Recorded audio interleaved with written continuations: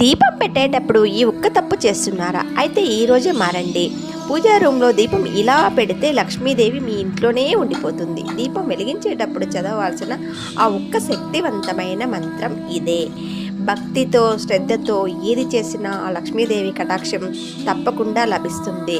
దీపారాధన మంత్రం: దీపజ్యోతిం పరబ్రహ్మం దీపజ్యోతిం జనార్దనం దీపోహారతు మే పాపం సంధ్యాదీపా నమోస్తుతే శుభం కరోతి కళ్యాణమారోగ్యం ధన సంపదం శత్రుబుద్ధి వినాశాయ దీపజ్యోతిర్నమోస్తుతే.